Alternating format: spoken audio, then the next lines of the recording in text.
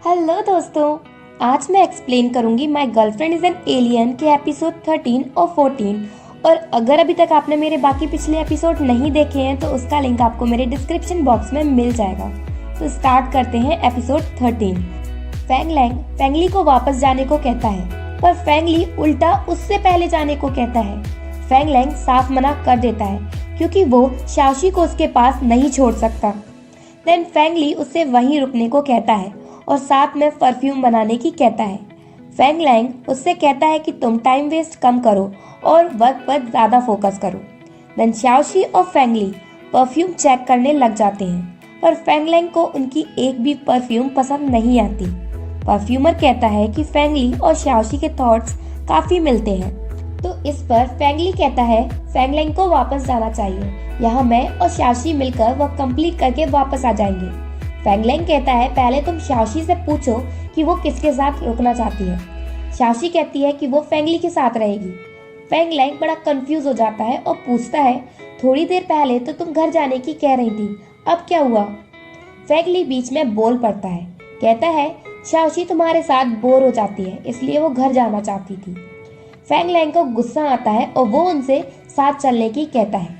फेंगली शाओशी को लेकर चला जाता है और फैंग लैंग उन्हें फॉलो करता है।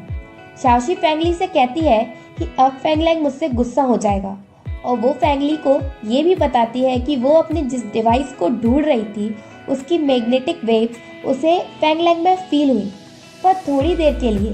फेंगली कहता है कि सम टाइम फीलिंग्स थोड़ी देर के लिए ही शो होती है।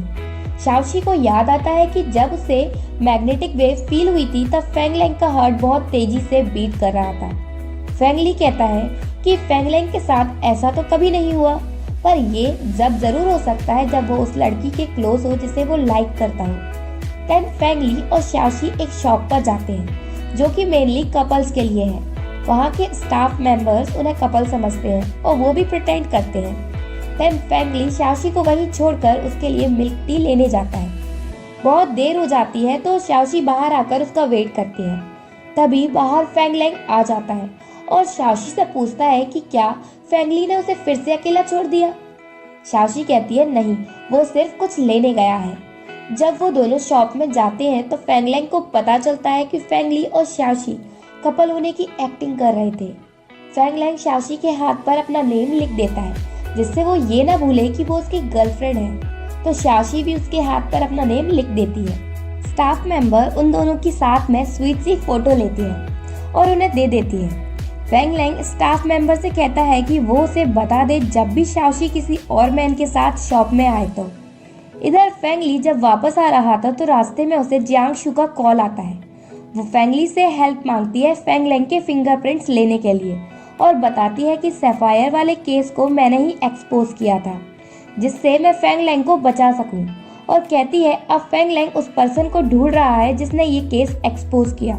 जियांगशु कहती है मैं ये सब फैंग लैंग के लिए ही तो कर रही हूँ।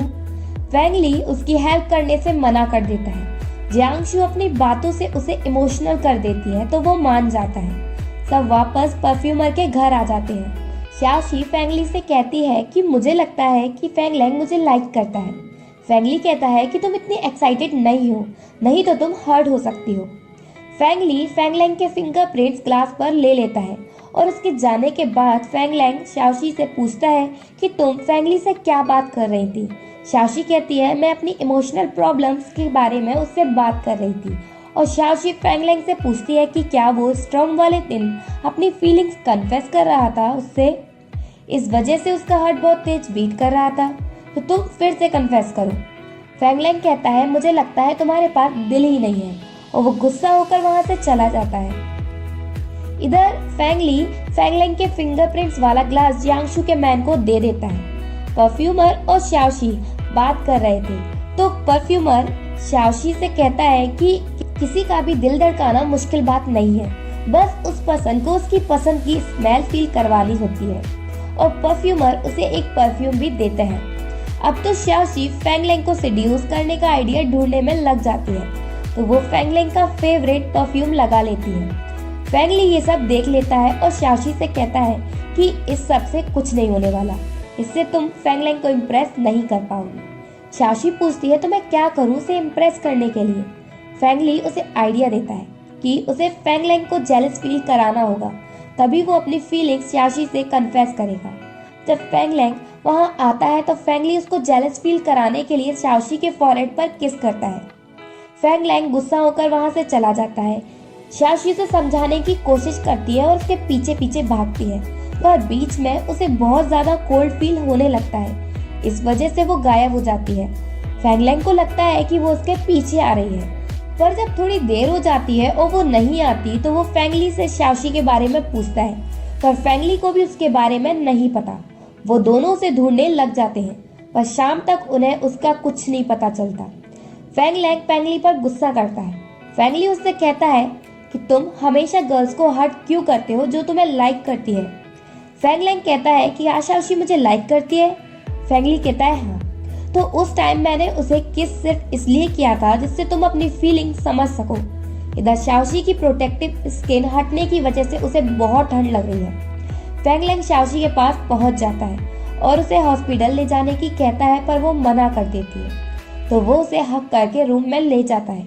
शाओशी फेंगलेंग से कहती है कि वो उसे अदर पीपल से टच ना होने दे, क्योंकि उसकी स्किन सेंसिटिव है और अगर ऐसा हुआ तो उसकी हालत और ज्यादा खराब हो सकती है।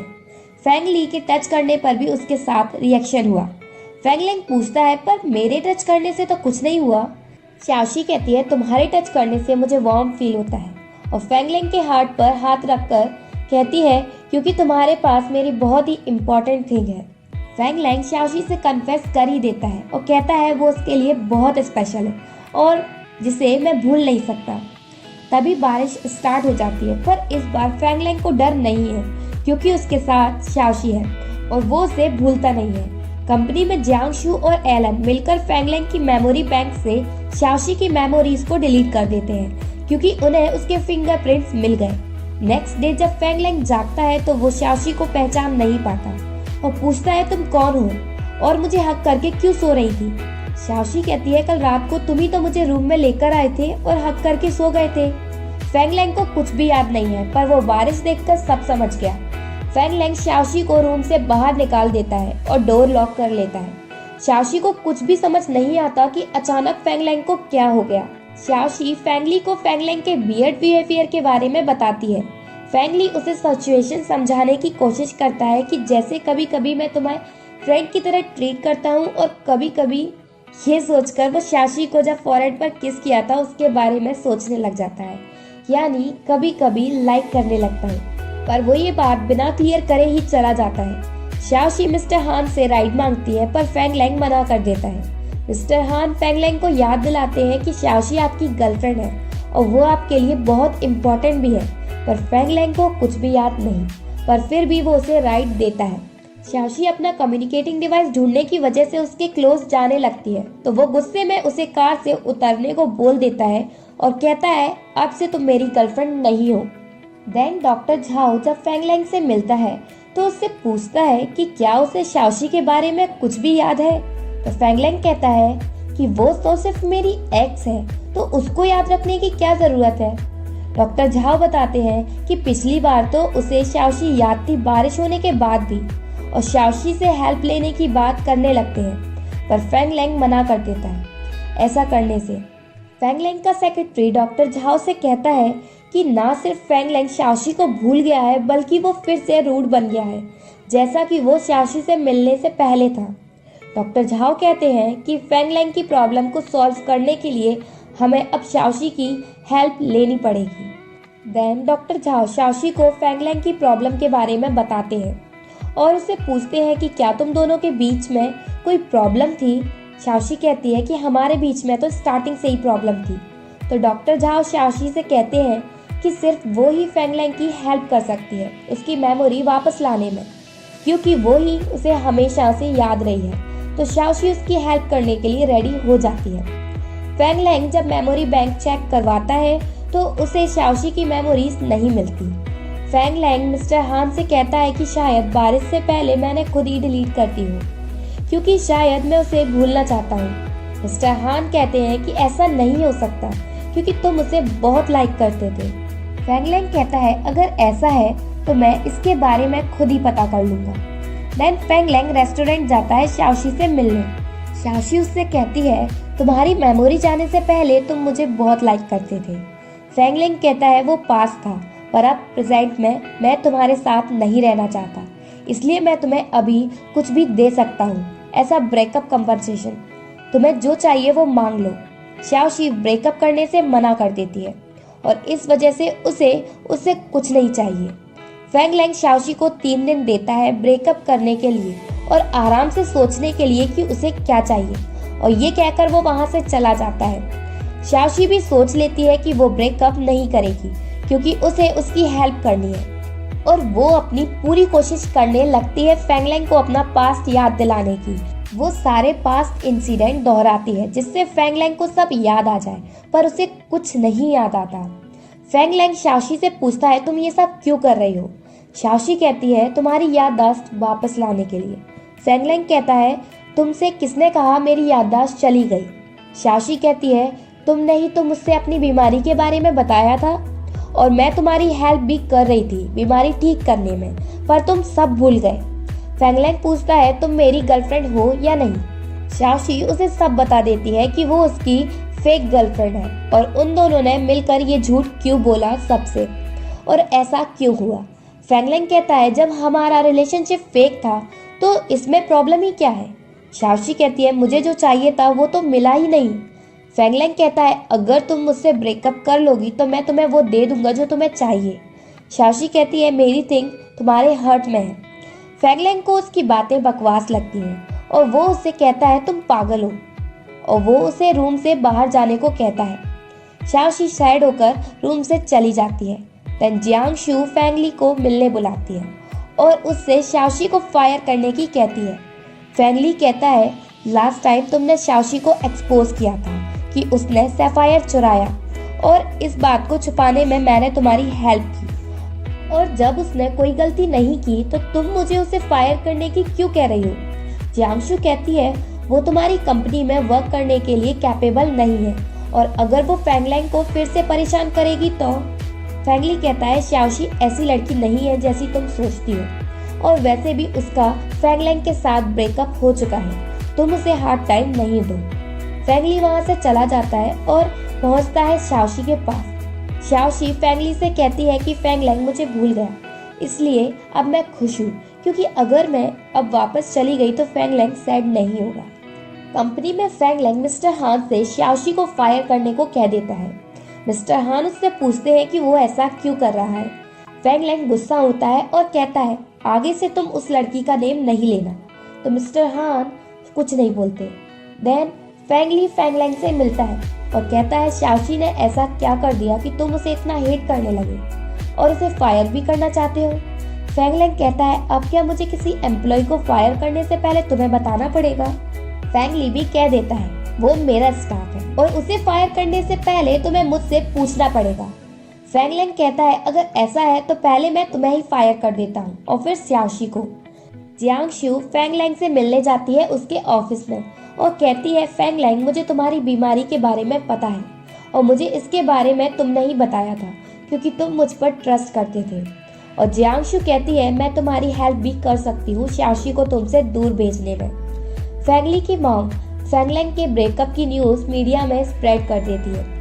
फैंगलैंग को जब इसका पता चलता है तो वो शाओशी से मिलता है क्योंकि उसे लगता है कि ये सब शाओशी ने किया है, और कहता है, तुमने उनके ब्रेकअप की न्यूज एक्सपोज क्यों की?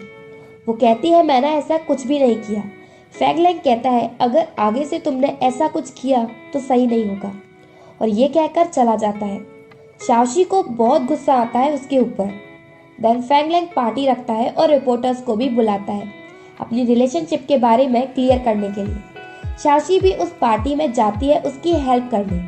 जब वो फैंगलैंग से मिलती है तो फैंगलैंग कह देता है, मुझे तुम्हारी हेल्प की जरूरत नहीं है। तभी वहाँ जियांगशु आ जाती है। फैंगलैंग शाओशी को वापस जाने को कहता है और जियांगशु के साथ चला जाता है।